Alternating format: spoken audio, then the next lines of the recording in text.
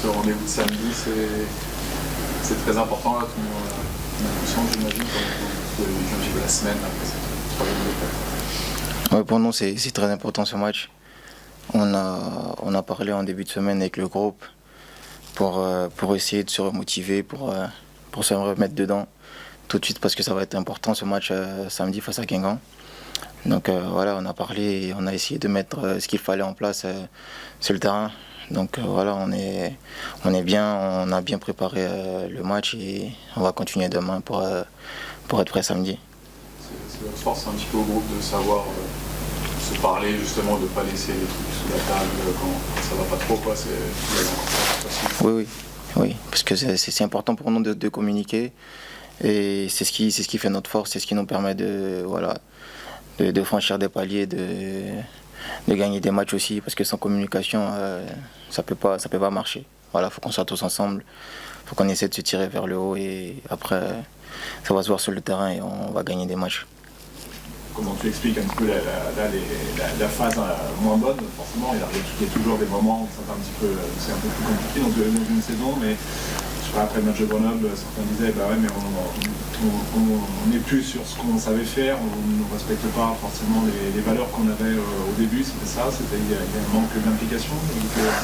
Non, ce côté-là, je pense pas qu'il y ait un manque d'investissement ou d'implication parce que on est tous investis, on est tous ensemble dans la même direction de tout donner pour que le club puisse atteindre son objectif. Donc je pense pas qu'il y ait de relâchement. Je me dis, on a peut-être pas fait les choses correctement comme il le fallait et ça arrive dans une saison. Maintenant, c'est à nous de garder la tête haute, de se remotiver encore plus et se donner à 100% dans les matchs qui viennent et après on pourra te compenser de notre travail, mais faut pas lâcher, il faut continuer.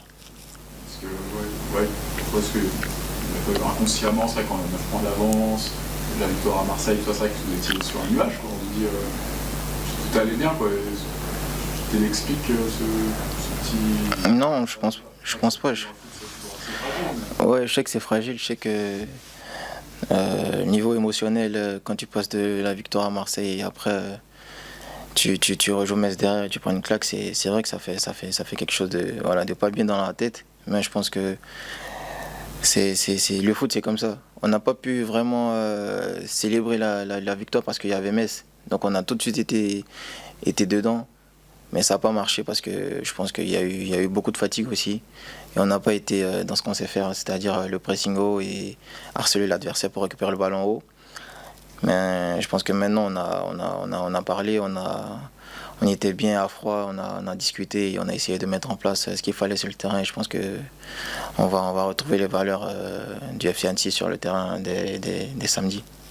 Est-ce que c'est vrai que sur 3 défaites de suite comme en tout début de saison, est-ce qu'il y a tu y vois un point commun, cette période de moins bien que vous avez connu tout début et puis depuis là où c'est vraiment pas très comparable? Non, moi je pense que c'est pas comparable. Parce que là on était sur une bonne série et on a eu un coup de... Voilà, on est sur une mauvaise phase en ce moment. Je pense que c'est l'histoire d'une saison, c'est comme ça. C'est-à-dire sur la durée, à un moment tu vas pas tout le temps faire les choses bien, je pense. Et c'est quand c'est difficile, faut serrer les coudes, faut avoir tous la même idée sur le même objectif principal. Et je pense que là on a pris conscience encore plus avec ces 3 dernières défaites. Je pense que ça va nous permettre de mieux rebondir. Encore personnel, toi, ça continue, le classement des buteurs, tu te sens bien en ce moment, même si bon voilà, il y a des buts, mais il n'y a pas forcément des victoires au bout, tu es dans une phase où tout roule. Oui, je suis dans une phase plutôt pas mal. Maintenant, j'essaye de faire le maximum pour aider l'équipe en premier. Et après, déjà marquer des buts, c'est important pour l'équipe parce que ça permet ça permet d'aider l'équipe à gagner, à remporter un match. Donc il faut continuer comme ça, je me sens bien et voilà, faut pas lâcher, il faut continuer à travailler et à se donner les moyens encore de pouvoir mettre des buts pour aider l'équipe dans la suite. C'est vrai que tu es le deuxième meilleur buteur là, du championnat, il y a avec d'autres. Est-ce que le titre de meilleur buteur du championnat, est-ce que tu y penses? Pas si loin, mais Nico Talzé, on est là. Ouais. Non. Est-ce que tu y penses un peu dans un de la tête maintenant que tu es là qui reste en mots. Non, en vérité, j'y pense pas vraiment parce que moi, je suis quelqu'un qui a des objectifs qui avance étape par étape. Moi, ma première étape, déjà, c'était de passer la barre des 10 buts. Aujourd'hui, voilà, j'ai pu franchir ce cap et maintenant, je vais essayer d'arriver à 15. Je vais me donner les moyens de pouvoir passer le cap des 15. Et après, on verra, ainsi de suite. Mais pour l'instant, c'est étape par étape pour moi. Depuis que tu es arrivé à Annecy, qu'est-ce qui a changé pour toi? Enfin, tu estimes avoir progressé sur quoi, par exemple? Je pense que j'ai beaucoup progressé sur l'aspect physique, sur l'enchaînement des matchs aussi. Je pense que c'est les deux aspects. Parce que l'année dernière, je ne jouais pas vraiment. Et cette année, je suis à 30 matchs, je crois. Et je pense que voilà, dans le volume, dans les minutes jouées, dans tout ce que je dégage physiquement, je pense que j'ai beaucoup progressé par rapport à ça. Qu'est-ce qu'il reste à travailler encore? Il reste beaucoup de choses à travailler. Je suis un jeune joueur, hein. Mais on va dire le jeu aérien parce que en l'air, c'est pas vraiment parfait. C'est vrai que moi, je suis pas seul, que les attaquants jouent rarement 90 minutes ici à Annecy, parce que ça demande beaucoup d'efforts, etc. Mais ce serait ça ton objectif aussi, d'essayer de pouvoir enchaîner plus de matchs pleins, tenir plus longtemps dans les matchs? Oui, bien sûr, bien sûr. Je sais que ça tourne bien, mais ce serait bien aussi que je puisse jouer les matchs 90 minutes pour pouvoir aider encore plus l'équipe. Et ça serait bien. Il faut toujours rester dans l'état d'esprit. Même si j'ai 70 minutes, même si j'ai 80, faut tout donner. Et après, voilà. Cette collaboration contre Guingamp, ça reste un bon souvenir à la fois pour l'équipe et à la fois pour toi. Tu avais retrouvé le chemin des filets contre eux, parce que tu te rappelles du match aller, quoi, justement. Oui, je me rappelle du match aller. C'était un match, on va dire, sur la première partie, on a bien géré.